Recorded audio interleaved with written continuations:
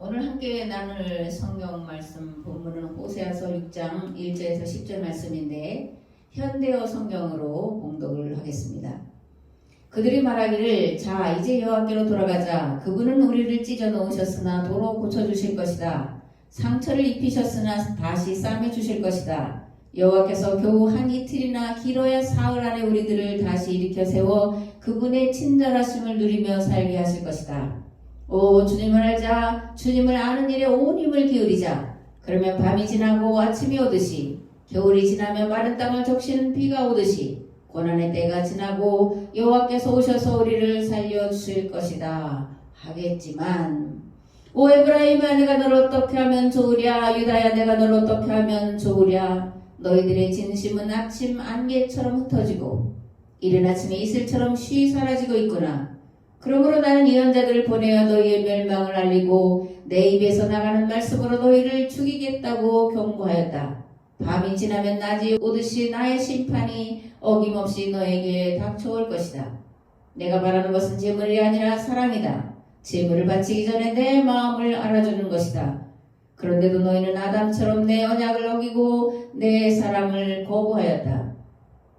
길앗은 폭력배들이 들끓는 도시다. 발자국마다 피가 묻어 있는 곳이다. 숲속에 숨어 기다리는 강도떼처럼 제사장들은 세게 몰아가는 길목에서 살인과 온갖 죄를 저지르고 있다. 이스라엘에서는 무서운 일만 벌어지고 있다. 에브라임은 다른 신들을 따라가고 이스라엘은 완전히 더러워졌다. 아멘.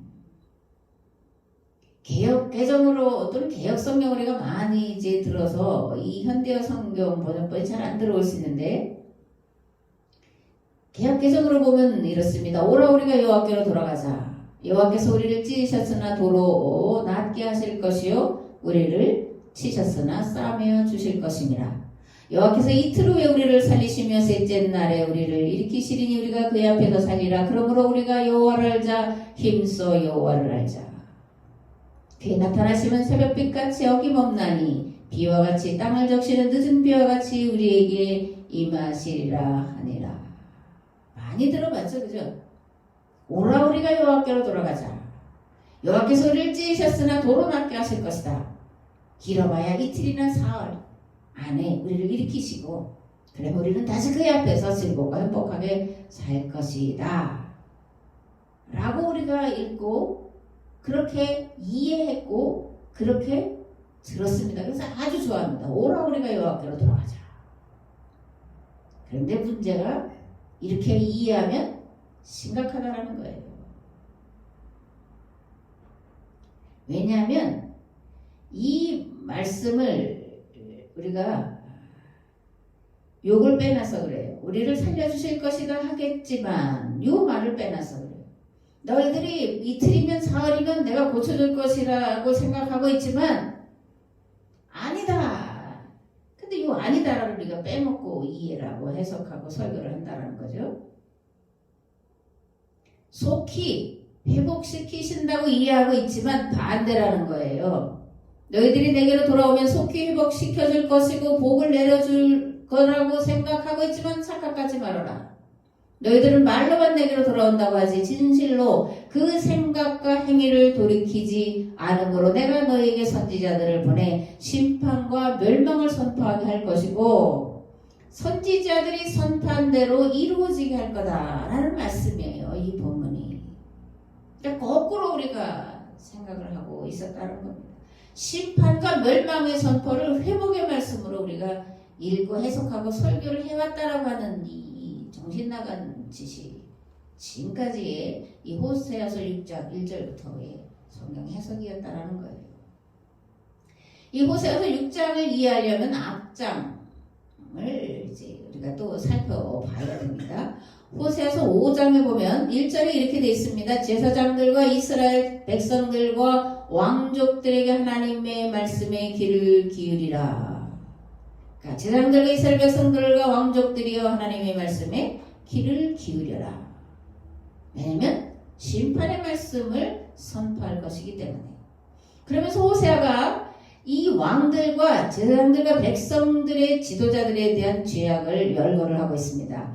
5장 3절에 보면 이스라엘이 창녀짓을 하여 더럽혀졌다 이렇게 말하고 길르앗은 폭력배들이 들끓는 도시가 됐다.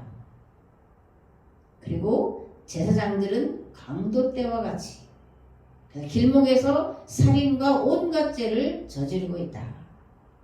유다의 지도자들은 경계서기를 옮기는 자와 같다.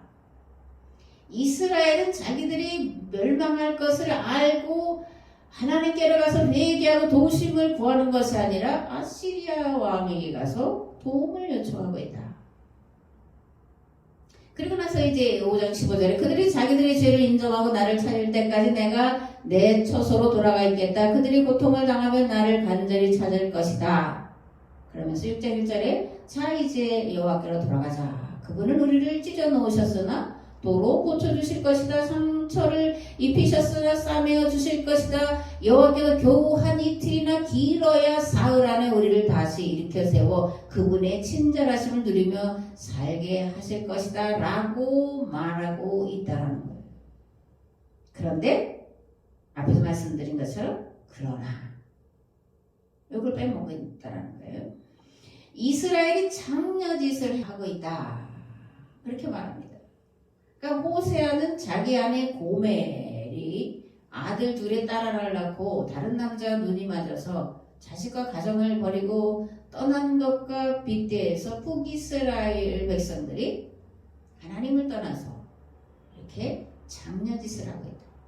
달리 말하면 우상 숭배의 길로 갔다 바알의 길로 갔다 망한다 이렇게 선포를 하고 있는 겁니다.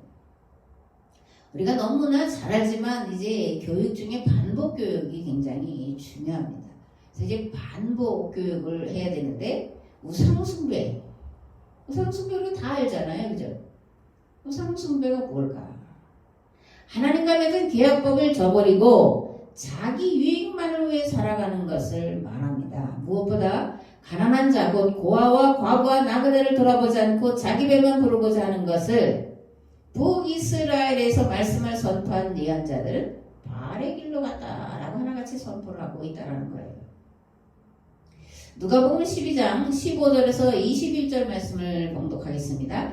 그들에게 이르시되 산과 모든 탐심을 물리치라 사람의 생명이 그 소유에 넉넉한 데 있지 아니하니라 하시고 또 비유로 그들에게 말해 이르시되 한 부자가 그 밭에 소출이 풍성함에 심중에 생각하여 이르되 내가 곡식 쌓아둘 것이 없으니 어찌할까 하고 또 이르되 내가 이렇게 하리라 내 곡간을 헐고 더 크게 짓고 내 모든 곡식과 물건을 거기 쌓아두리라 또 내가 내 영혼에게 이르되 영혼아 여러 해 쓸 물건을 많이 쌓아두었으니 평안히 쉬고 먹고 마시고 즐거워하자 하리라 하되 하나님이 이르시되 어리석은 자여 오늘 밤에 내 영혼을 도로 찾으리니 그러면 내 준비한 것이 누구의 것이 되겠느냐 하셨으니 자기를 위하여 재물을 쌓아두고 하나님께 대하여 부유하지 못한 자가 이와 같으니라.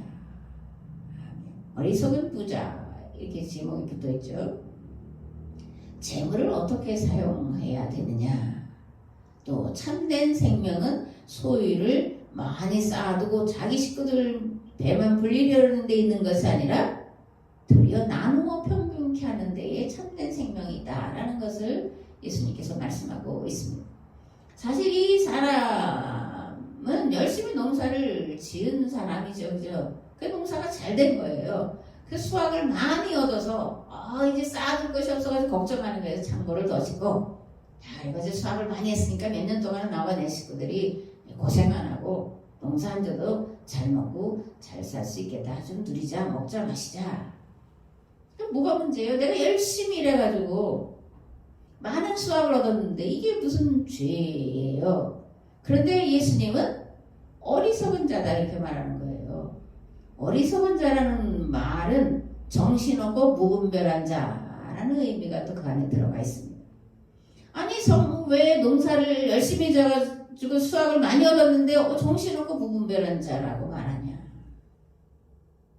네가 많은 수확을 얻은 것은 너만을 위해서가 아니라 땅이 없어서 또는 여러 가지 이유로 농사에 실패해서 너처럼 많은 수확을 거두지 못한 자들과 함께 나누라고 주신 거라는 거예요. 나누라는 거예요. 나누지 않으면 어리석은 자다, 정신없고 무분별한 자가 오늘 밤 내가 내 영혼을 도로 찾을 거다. 너는 살 가치가 없는 자다 라고 성경은 판단하고 있다는 겁니다. 성경의 기록 목적은 모든 사람의 삶을 평균케 하는 데 있다라고 말할 수 있습니다. 평균케 하는 것. 그걸 달리 말하면 신앙이다 이렇게 말할 수 있는 거죠. 모든 것들이 본래대로 돌아가는 것, 자기의 집, 자기의 토지, 자기 가족, 자기 지파에게로 돌아가는 것, 본래의 그들에게 분배된 곳으로 돌아가서 본래의 자유하고 그리고 행복하고 배부른 삶을 살게 하는 것, 그것이 이루어진 해를 희년이다, 기쁨의 해다 이렇게 성경은 말씀합니다. 율법의 핵심이 안식일과 안식년 또는 면제년 그리고 희년이죠. 이를 다시 말하면 앞에 말씀드린 대로 본래대로의 회복이에요. 본래대로의 회복은 평균케 되는 것을 말해요. 공평과 정의가 실현된 것을 말해요. 이것을 거룩이다 말하는 거예요. 이것이 실현된 나라를 거룩한 나라 또는 하나님 나라라고 말하는 거예요. 아멘.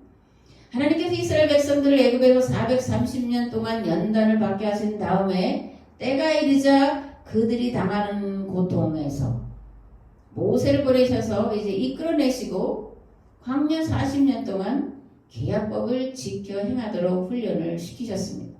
그들이 훈련을 마친 다음에 여호수아를 앞세워서 가나안 땅으로 들어가게 하시면서 가나안 땅에 들어가서 그 땅을 거룩한 나라로 만들라 이렇게 말씀을 하셨습니다.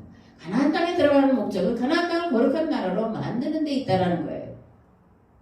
레위기 11장 45절에 보면 나는 너희의 하나님이 되려고 너희를 애굽 땅에서 인도해낸 여호와라 내가 거룩하니 너희도 거룩할지어다 라고 말씀을 하고 있는데 여기서 거룩 뭐죠? 거룩 여러 번 말씀드렸죠. 거룩 무슨 초월적이고 영적이고 고상한 것이 거룩이라고 그동안 생각해 왔지만 아니라는 거예요. 공평과 정의를 실현하는 게 거룩이라는 거예요. 먹는 문제를 해결하는 게 거룩이라고 성경은 말씀하고 있다는 것을 우리가 반드시 기억을 해야 합니다. 아멘. 5장으로 들어가서 우상 숭배를 했다. 창녀짓을 했다. 바알의 길을 따라갔다. 라고 이제 말씀하고 있는 것을 보게 되는데 즉 거룩하라는 하나님의 말씀에서 벗어나서 공평하지도 않고 정의롭지도 않고 오히려 더 많은 이익을 얻기 위해 제사장들과 부자들과 왕족들이 결탁을 했다라는 거예요. 특히 궁중예언자라고 불리던 자들이 왕정신학, 제사신학, 성전신학을 만들어 놓고 성전이라고 하는 거대한 신전을 지어 놓고 거기에서 제사를 드리면 하나님이 기뻐 받으신다고 가르친 것이 창녀짓을 했다는 거예요. 정작 돌봐야 할 가난한 자고 고아와 과부와 나그네들을 돌아보지 않고 도리어 그들을 학대하고 억압하고 괴롭히기를 마다하지 않은 것을 창녀짓을 했다. 성경 그렇게 말합니다. 착취와 약탈, 억압, 차별, 차등 하나님이 가장 미워하시고 저주하시는 그런 행위인데 정작 유다의 지도자들이 그런 짓거리들을 앞장서서 했다라는 겁니다. 하나님의 법을 올바로 가르치고 바르게 집행해야 할 대제사장들과 왕에 참모된 거짓 예언자들과 왕들에 대해 이 왕정신학, 제사신학, 성전신학은 면죄부를 제공을 하고 있었기 때문에 호세아가 무섭게 심판과 멸망의 말씀을 선포하고 있는 것입니다. 고르반 신앙이라는 것이 있어요. 고르반 하나님께 가까이 또는 하나님께 바친 물건이라는 뜻이 이제 고르반입니다. 마가복음에 보면 예수님이 고르반 신앙이 왜곡된 거에 대해서 꾸짖으시는 말씀이 기록이 되어 있어요. 모세는 내 부모를 공경하라 하였고 또 부모를 저주하는 사람은 반드시 죽여야 한다고 했다. 그런데 너희는 부모에게 드려야 할 것을 고르반 곧 하나님께 예물로 드렸습니다 라고 말하기만 하면 그만이라고 하여 부모에게 아무것도 해줄 필요가 없다고 가르친다. 이거는 하나님께 드리려고 성별하는 거예요. 그렇게만 말하면 하나님께 안 드려도 되는 건 물론이고 부모에게 아무것도 안 드려도 된다는 것이 예수님이 질타하신 고르반 신앙인데, 다른 말 하면 면죄부 신앙이에요. 하나님께 드리면 된다고 생각해서 아침마다 새벽마다 3일마다 수많은 제물을 태워드리면서 하나님을 영화롭게 한다, 하나님을 기쁘시게 한다, 하나님을 예배한다, 그렇게 말하면 정작 돌아봐야 될 자들을 돌아보지 않는 게 고르반 신앙이라는 거예요.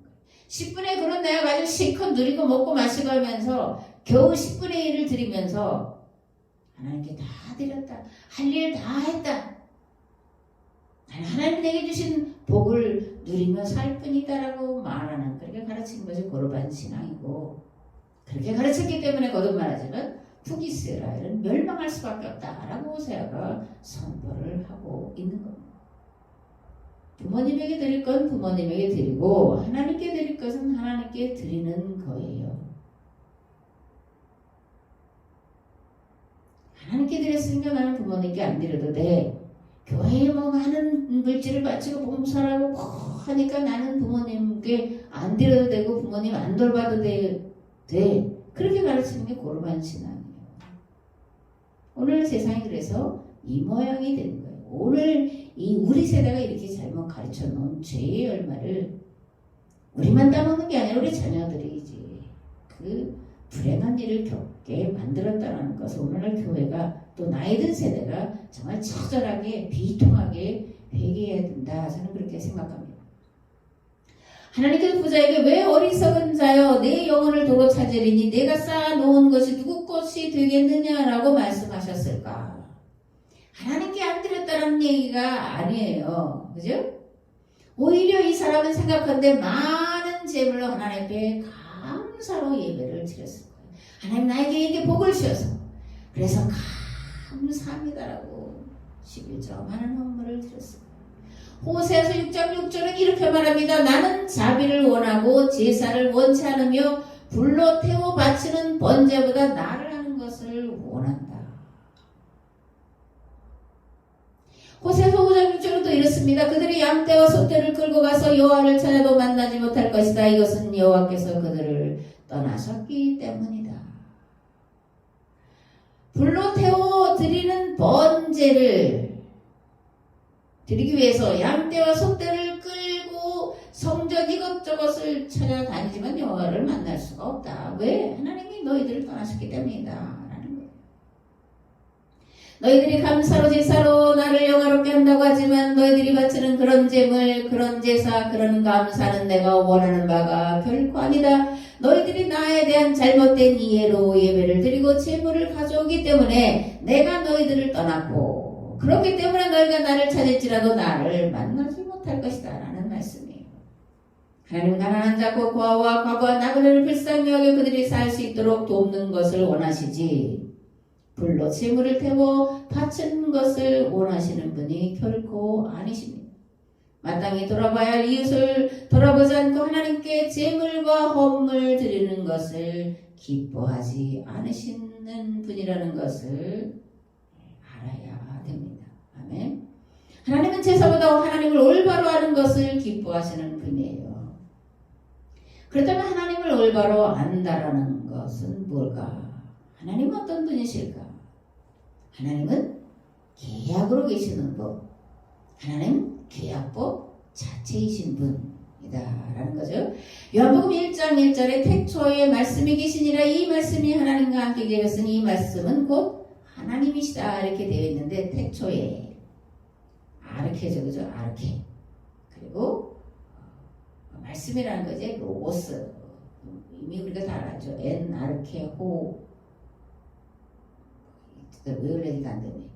그러니까 태초에 아르케, 태초에 말씀이 있었다. 창세기 1장에는 이 말씀이 세상을 창조했다. 그래서 창세기 1장 3절을 보니까 하나님이 빛이 있으라라고 말씀하셨더니 빛이 있었다. 그런데 그 말씀이 이제 요한복음 1장 1절에는 로고스라는 거죠. 로고스라는 헬라어에 담긴 의미는 만물을 존재하게 하는 근원, 원리, 이치라는 뜻이고 이걸 한 단어로 하면 뭐가 되겠어요? 만물을 존재하게 하는 근원, 원리, 이치는 한 단어로 하면 법이다.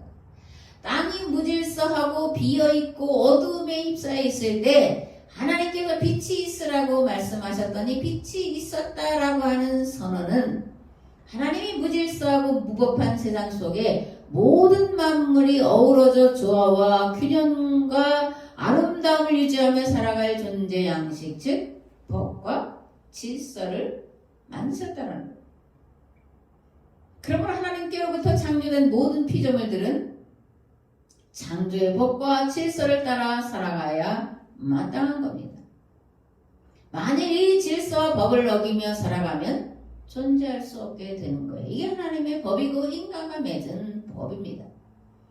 근데 창세기에 보면 아담의 범죄로 땅이 저주를 받아 풍성한 식물을 공급할 수 없게 되었고 그 결과 인간에게 굶주림의 문제와 질병의 문제와 더 많은 식량을 확보하기 위한 전쟁이 끊임없이 발생했고 그 결과로 빈부의 격차 그리고 지배자와 피지배자라는 신분으로 나뉘는 불행이 찾아왔고 무엇보다 인간에게 죽음이 찾아왔다 이렇게 말씀합니다. 하나님은 성경은 역사는 인간에게 찾아온 이러한 불행을 어떻게 본래의 상태로 되돌려 놓아야 할지에 대한 방법을 말씀하고 있고 그것이 계약이라는 겁니다. 성경은 두 계약의 책이죠. 그죠? 하나님은 계약을 만드신 분이시고 계약법으로 계시는 분이시고 계약을 신실하게 지키시는 분이시고 그러므로 오늘 우리에게도 너희들도 계약법을 나처럼 신실하게 지키라고 요구하고 계시는 거예요. 옛 계약 공동체 이스라엘은 하나님과 계약을 체결한 첫 번째 공동체로 가나안 땅에 들어가서 계약법대로 살아가는 나라, 즉 거룩한 나라요 하나님 나라를 만들어 세상에 보여줘야 할 존재들이었습니다.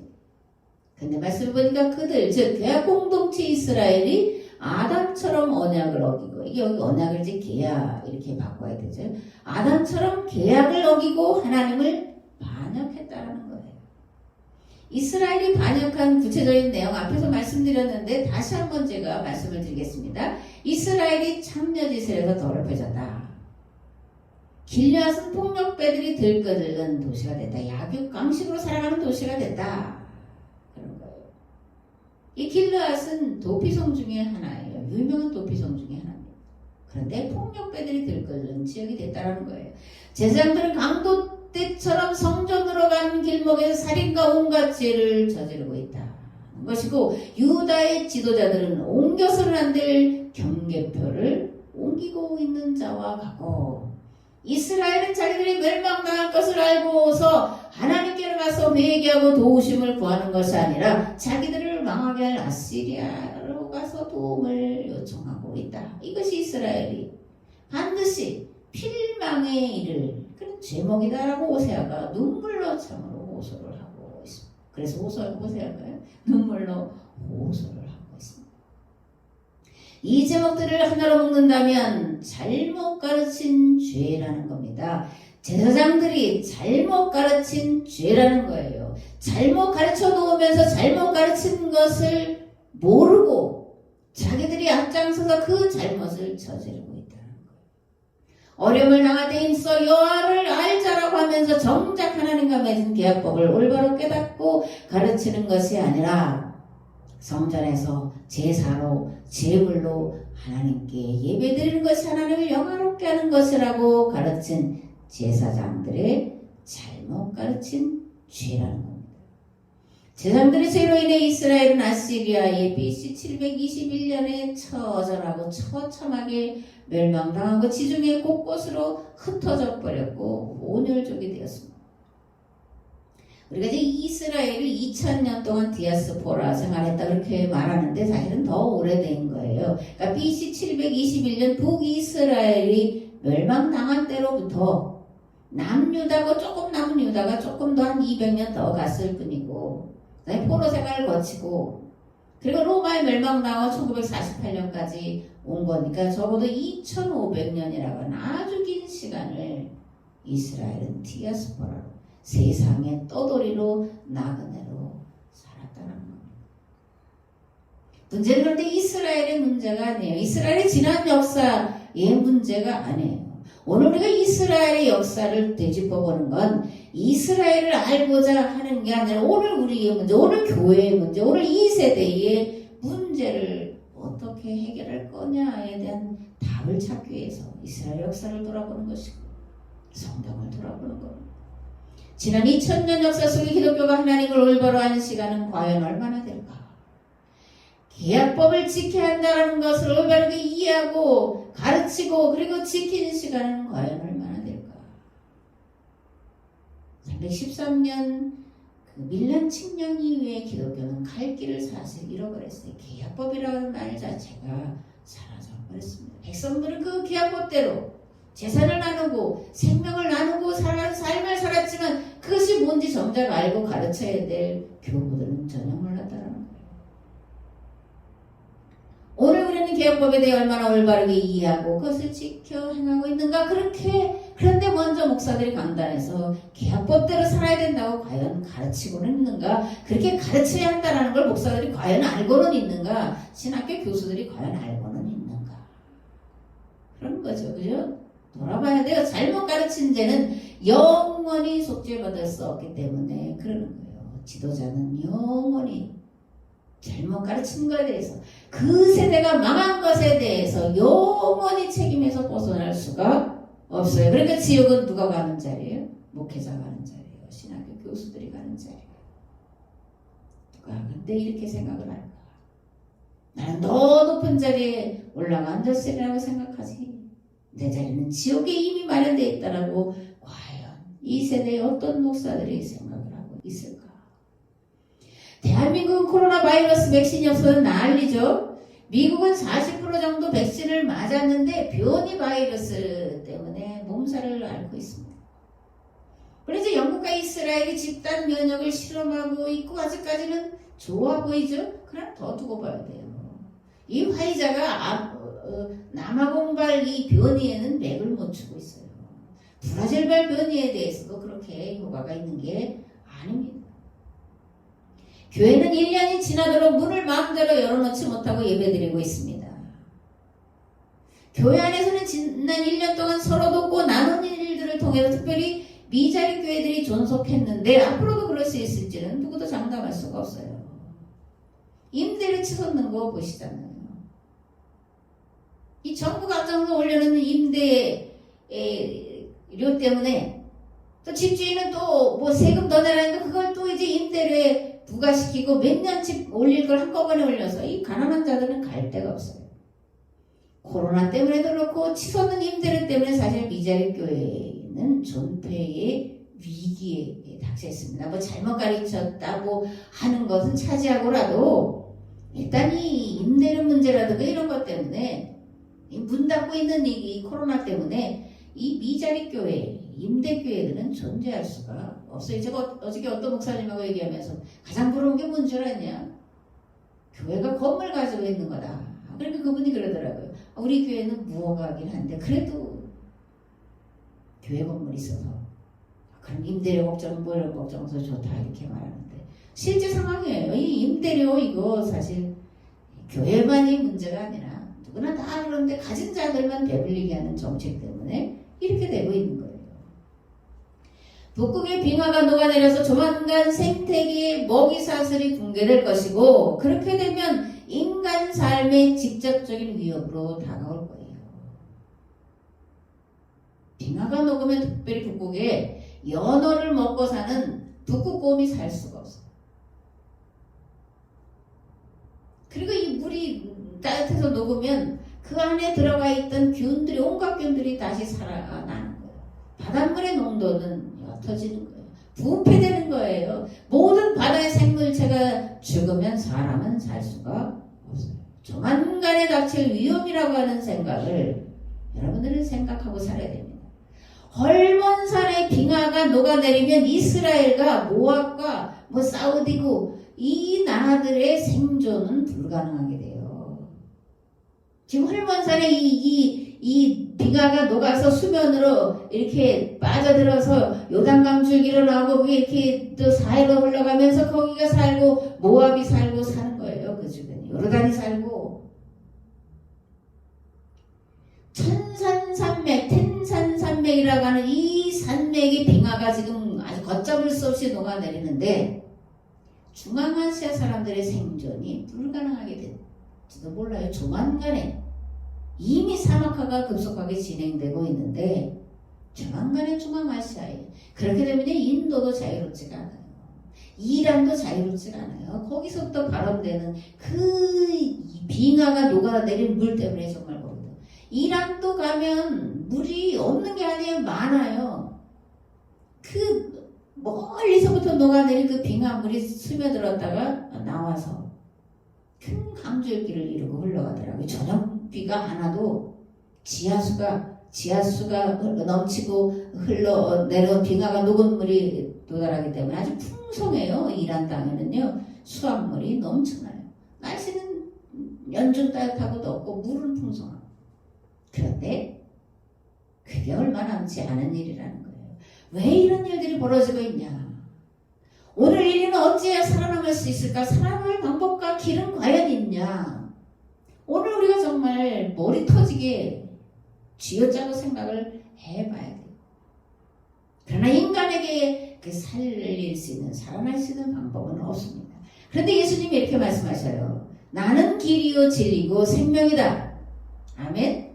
예수님이 길이고 진리고 생명이다라는 거예요. 하나님께로 가면 하나님께로 가는 길만이 우리가 살 길이다.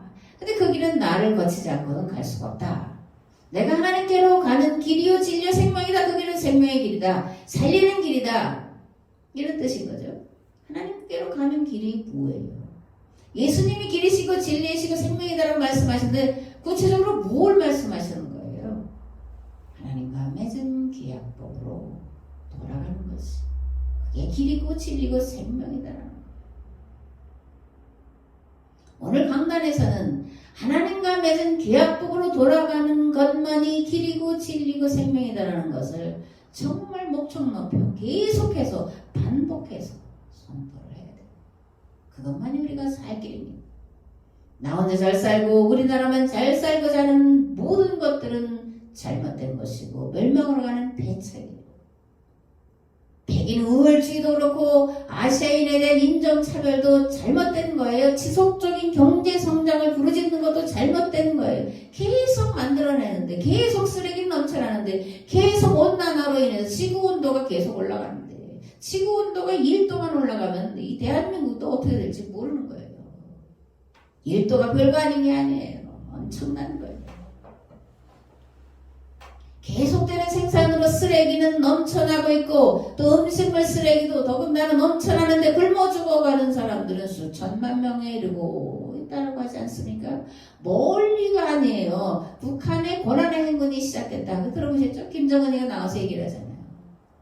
고난의 행군이 시작됐다. 김정일이 때에 300만 내지 500만이 죽은 고난의 행군, 그보다 더 심한 것이 지금 시작됐다. 교회가 무엇을 할 수가 있습니까? 아니 교회가 무엇을 하고 있습니까? 해야 된다는 생각이 있나? 그래서 빵조각이 나눠주는 것으로 한다고 생각을 하겠지요. 그것도 물론 해야 되지만 근본이 고쳐지지 않으면 안 되는 겁니다. 암이 생겼을 때 그 암 부위만 도려낸다고 해서 사는 게 아니에요. 재발되면 다시는 고칠 수가 없이 죽는 겁니다. 오늘 교회는, 신학은, 설교는 암덩어리예요. 아주 온몸에 다 퍼져 손댈 수 없는 암덩어리 상태라는 걸 우리가 알아야 돼요. 하나님 법은 모두가 골고루 잘 살게 하는 법이에요. 나누어 평균케 하는 법이에요. 이제라도 우리가 전심으로 잘못을 회개하고 돌이켜 이 계약법을 바로 알고 바로 지키고자 몸부림치며 하나님의 도우심을 구한다면 긍휼과 자비가 한없으신 하나님께서 모든 인류가, 모든 만물들이 공명하고 공존할 수 있는 길과 방법을 깨달아 알도록 역사해 주실 줄을 믿습니다. 나누면 기쁨이 2배가 되는 게 아니라 나누면 모든 세계가 같이 살아갈 수 있습니다. 아멘. 교회와 내가 존재할 이유와 목적은 망해가고 죽어가는 이 세상을 살리는 길인 줄 믿으시고 또 깨닫고 믿는 것을 삶에서 실천하시는 복된 자 되시기를 우리 주님 예수 그리스도의 이름으로 축복합니다. 아멘. 이제는 길과 진리와 생명 되신 예수 그리스도의 은혜와 아버지 하나님의 무한하시고 극진하신 사랑하심과 성령님의 감화 감동 역사하시니 기업법으로 돌아가 그것을 지키는 것만이 살 길임을 깨닫고 돌아간 우리의 삶의 자리 위에 이 교회 위에 이 나라 이 민족 위에 이제부터 영원토록 함께 하옵시기를 간절히 축원하옵나이다. 아멘.